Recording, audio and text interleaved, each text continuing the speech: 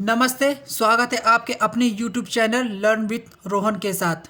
तो जैसा कि ये समय चल रहा है एग्ज़ाम पीरियड का, तो मैं उम्मीद कर सकता हूँ कि आप सभी की तैयारी भी बहुत अच्छी चल रही होगी, क्योंकि 18 फरवरी से आपकी बोर्ड एग्ज़ाम शुरू होने वाले हैं। तो सारे स्टूडेंट, मेरे छोटे भाई बहन, सब बहुत अच्छे से अपनी तैयारी में लगे हुए होंगे, क्योंकि सर्दी का मौसम भी है, तो कहीं ना कहीं थोड़ा पढ़ाई भी कहीं कम हो जाती है कुछ बच्चों के लिए।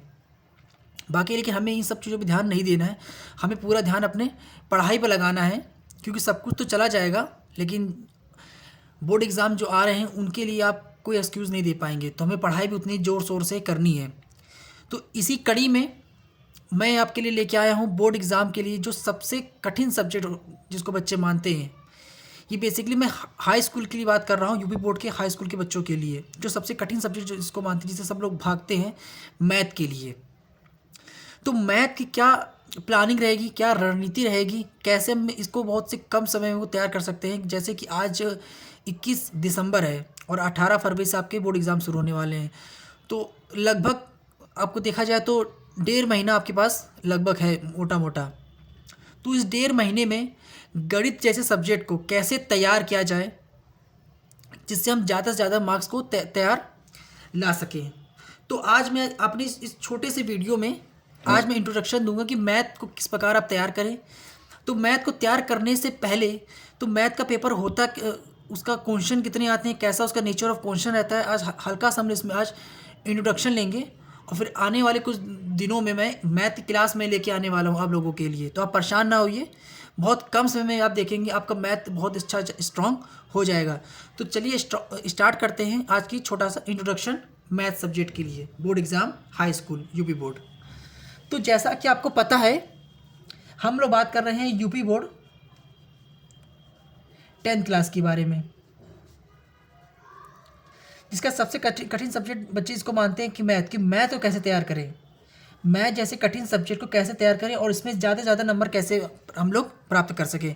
तो जैसा कि आप सभी को पता है कि मैथ का पेपर टोटल पेपर होता है 100 मार्क्स का।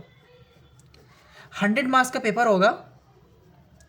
इस 100 मार्क्स में 70 मार्क्स आपको पेपर होगा आपका, और बचे जो 30 मार्क्स बचे वो आपके स्कूल से मिलेंगे प्रोजेक्ट के फॉर्म में। आपको जो आपने स्कूल में प्रोजेक्ट तैयार किया होगा मैथ सब्जेक्ट के हिसाब से, उसके 30 मार्क्स आपको स्कूल के थ्रू यहाँ से आपको मिलेंगे। और ये 70 मार्क्स का आपका पेपर तैयार होगा, जिसके लिए फरवरी में आप जाके एग्ज़ाम देंगे एग्ज़ाम हॉल के अंदर और अपना 100% अटेम्प्ट करेंगे। तो हम लोग बात करेंगे इस 70 नंबर के मार्क्स को कैसे लाया जाए। तो हम बात करने वाले हैं 70 क्वेश्चन मार्क्स के ऊपर कि इसमें कैसे हम ज़्यादा से ज़्यादा नंबर को या अपनी तैयारी को और बूस्ट कर सकें। तो कैसे तैयार करना है, तो बस थोड़ा सा इस पेपर का एनालाइज करेंगे कि कैसे पेपर बन है। तो इस 70 मार्क्स को थोड़ा सा और हम डिवाइड करें तो एक आता है 20 मार्क्स, और हम 50 मार्क्स में इसको ब्रेक कर रहे हैं। ये जो 20 मार्क्स है, इस 20 मार्क्स में आपको आपके आएंगे MCQ बेस्ड क्वेश्चन, मतलब कि आपके 20 क्वेश्चन आएंगे और पर क्वेश्चन आपको 1 मार्क्स मिलेंगे, मतलब कि 1 क्वेश्चन पर 1 मार्क्स। बचा ये 50 क्वेश्चंस।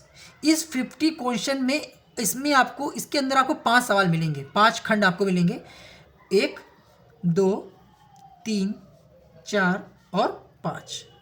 जो इस पहले क्वेश्चन, इसको अंदर आपको टोटल क्वेश्चन मिलेंगे आपको 6 क्वेश्चन मिलेंगे, जिसको आपको ऑल करने हैं, सारे अटेम्प्ट करने हैं आपको, ऑल अटेम्प्ट। इसमें भी आपको टोटल क्वेश्चन मिलेंगे आपको 6, लेकिन इसमें अटेम्प्ट करने हैं एनी 5 क्वेश्चन अटेम्प्ट। ठीक, ये जो 3 क्वेश्चन, इसमें आपको 2 क्वेश्चन मिलेंगे, इसमें भी आपको 2 क्वेश्चन मिलेंगे, इसमें भी आपको 2 क्वेश्चन मिलेंगे। लेकिन इसमें अच्छी बात है कि कोई एनी 1 अटेम्प्ट करना है, एनी 1, कोई एक अटेम्प्ट करना है आपको। देखा, लेकिन क्वेश्चन नंबर जो 3 4 और 5 है, ये आपके पूरे पेपर का एक गेम चेंजर बन सकता है। क्यों बन सकता है, चलिए जानते हैं। जो क्वेश्चन नंबर आपका 3 4 और 5 होगा, ये तीनों क्वेश्चन आपको आपको मिलेंगे मार्क्स, आपको टोटल 18 मार्क्स मिलेंगे। इसका मतलब क्या होगा कि हर एक क्वेश्चन 6 मार्क्स का, एक क्वेश्चन आपका 6 मार्क्स का बनेगा। अगर कोई स्टूडेंट इस क्वेश्चन नंबर 3, 4 या 5 अगर नेगलेक्ट करता है, इस पर ध्यान नहीं देता है, तो देखेंगे पूरा पेपर उसके हाथ से क्या होगा, निकल जाएगा। तो हमें ये जो लॉन्ग क्वेश्चन जो बन रहे हैं 3 और 4, 5, जिसका दो दो क्वेश्चन आएंगे और हर दो क्वेश्चन आपको सिर्फ एक क्वेश्चन अटेम्प्ट करना है और हर एक क्वेश्चन आपको 6 मार्क्स का पड़ेगा।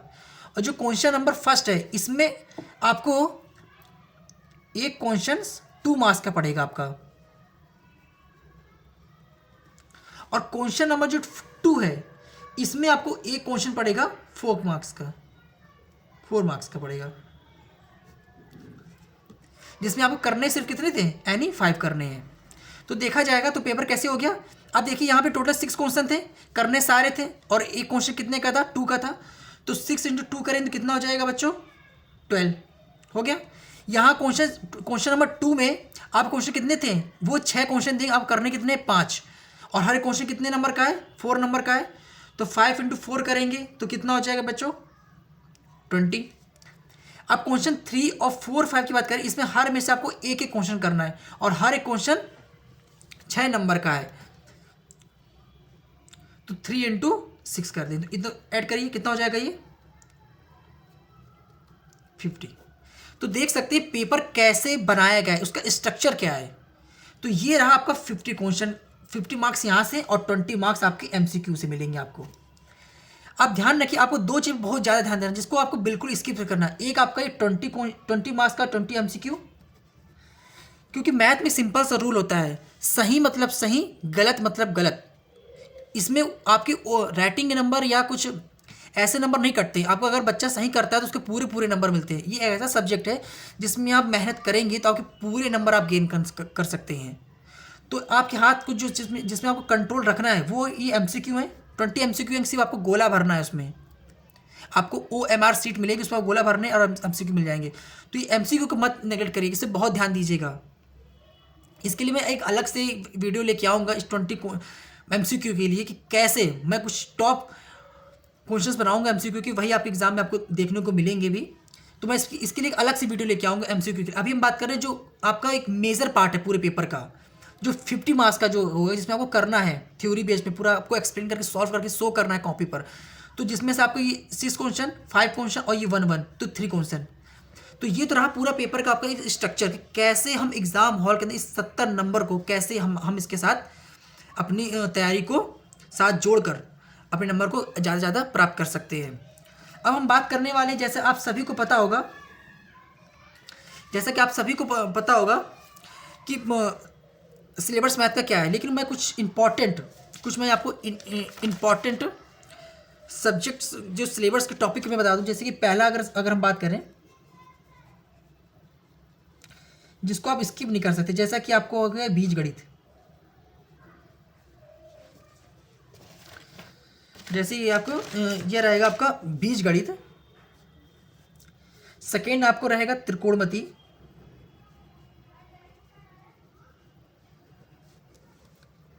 थर्ड रहेगा आपका मेंसुरेशन।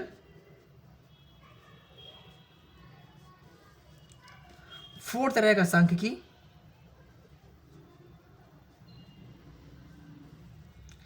और इसको 5 भी आप संख्या पद्धति भी ऐड कर लीजिए।